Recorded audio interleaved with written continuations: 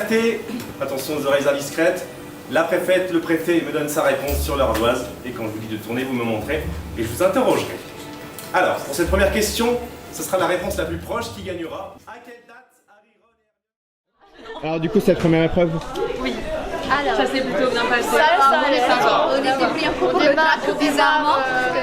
Crescendo là, ça va arriver, ça va. Bon, n'oubliez pas que c'est pas la fin, rien n'est perdu. Ah non, ça Ah non, mais bien sûr, on gagne. on compte bien les potions. On a bien On commencé. s'inquiétait juste pour cette épreuve, mais le reste. Ouais, On s'inquiétait, on a bien sauvé. C'est celle-là, pour les potions, il faudra se méfier de nous. Ouais, le potion. Au pire, il y a le professeur Rock qui est pas très loin pour vous aider pour les potions. Hein, donc,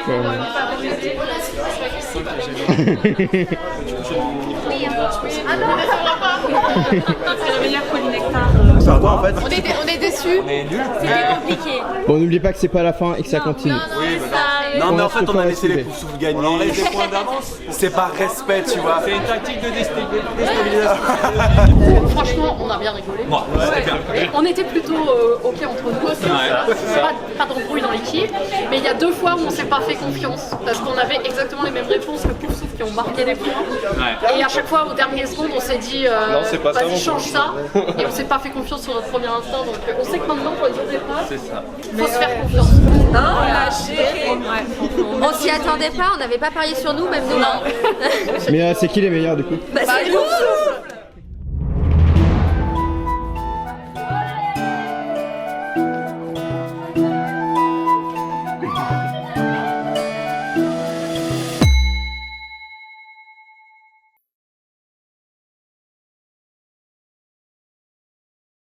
Laetitia Beaujard, tout simplement. Je suis Mélodie Weasley, j'ai une chaîne YouTube Harry Potter et un Instagram Harry Potter aussi et récemment sur TikTok. Je m'appelle Camélia et je fais du contenu Harry Potter sur les réseaux. Alors je suis Michael Potter. Elle existe depuis très longtemps, mais je fais du Harry Potter depuis fin 2018. Alors ma chaîne YouTube elle existe depuis je sais pas peut-être 5 ans mais j'ai pas toujours posté du contenu Harry Potter dessus. Instagram sûrement la même chose et TikTok c'est vraiment tout récent. J'ai une chaîne depuis je ne sais plus combien de temps. Je suis on va dire le moins actif d'ici. Alors énormément de contenu, bien évidemment Harry Potter, des jeux, des défis, beaucoup de DIY parce que je suis photographe et je fais du graphisme, donc beaucoup de DIY pour les gens et des trucs fun, beaucoup de jeux entre amis. Comme son nom indique, je vais parler d'Harry Potter. Je vais faire un petit peu de lifestyle mais ça va être pas mal de choses différentes. Il y a des jeux, il y a un peu de roleplay, des fois il y a une voyante qui vient sur la chaîne, des fois il y a une antiquaire qui vient parler d'objets. Voilà, il y a beaucoup de choses différentes et souvent c'est interactif avec la communauté. Essentiellement du Harry Potter et du DIY, présentation d'objets, et un petit peu de sketch mais pas vraiment, c'est pas trop vraiment mon fond de commerce on va dire. J'aime beaucoup la vidéo où j'ai expliqué comment je créais les répliques des films parce qu'elle était assez détaillée, assez pointue et je pense que c'est une que j'aime beaucoup mais j'ai fait un DIY en 5 minutes avec Virginie, donc de Nini 9 3/4, c'était ridicule, mais la vidéo était très compliquée à monter, donc je suis fière du résultat. La vidéo dont je suis le plus fière, c'est une vidéo que j'ai sortie pendant le confinement qui s'appelle À vos baguettes. Et c'est une vidéo interactive, c'est une histoire en fait dans laquelle on va choisir l'issue. Il y a plusieurs fins différentes et c'est sur une suite hypothétique des Animaux Fantastiques.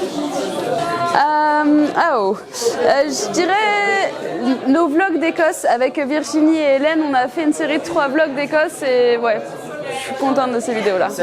La vidéo que je suis le plus fier de ma chaîne, c'est les cosplays. J'ai pas honte de grand chose, soyons honnêtes, donc j'ai du mal à trouver. Je crois qu'il y a une vidéo que j'ai dû supprimer de ma chaîne, c'était à propos d'un unboxing parce que vraiment le contenu était horrible.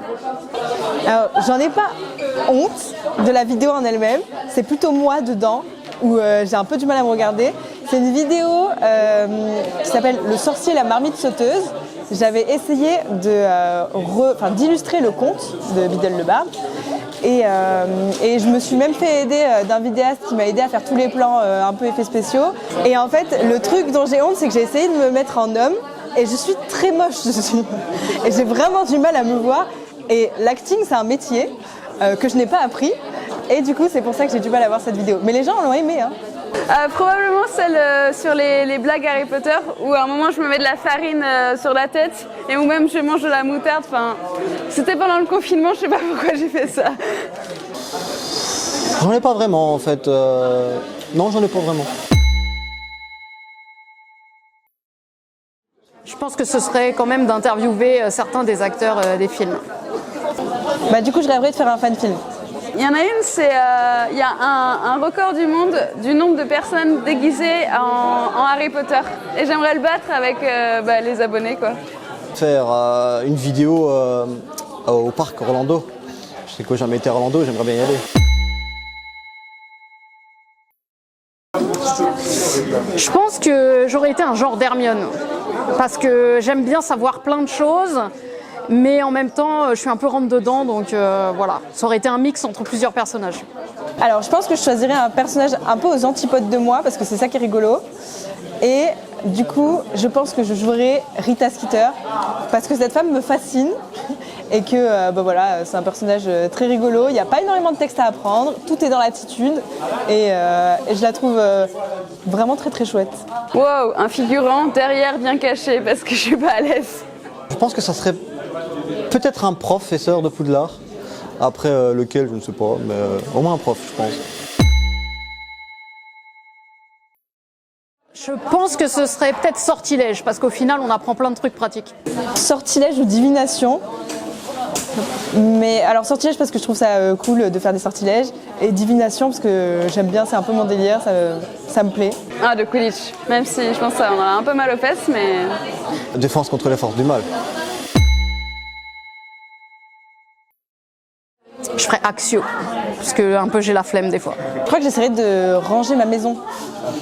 Je ferais un récurvite. Je pense que ce serait le premier sortilège que j'utiliserais. Plein de sorts, partout. J'ouvrirais des portes à distance. Je ferais pas de mal aux gens.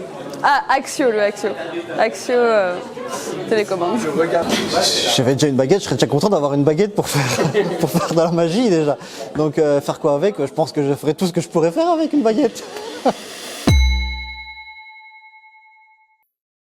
C'est une question compliquée. Je pense que je me verrai entourée des gens que j'aime. Je me verrai à Poudlard, avec des pouvoirs magiques et tout. Oh, c'est compliqué, hein. Mais moi et ma famille toute heureuse, tout le monde heureux. Moi en train de manger une bonne glace au chocolat peut-être. Oh, ça m'irait bien. J'essaie de répondre à cette question, c'est hyper dur. Et comme je suis un peu une flippette de tout, je pense que je vais dire un détraqueur parce que on dit que quand on est épouvantaire, c'est un détraqueur, c'est que tu as peur de la peur elle-même. Bon, ça correspond assez bien globalement. Une araignée. Ah ouais, mais vraiment. En araignée, ça c'est clair et net.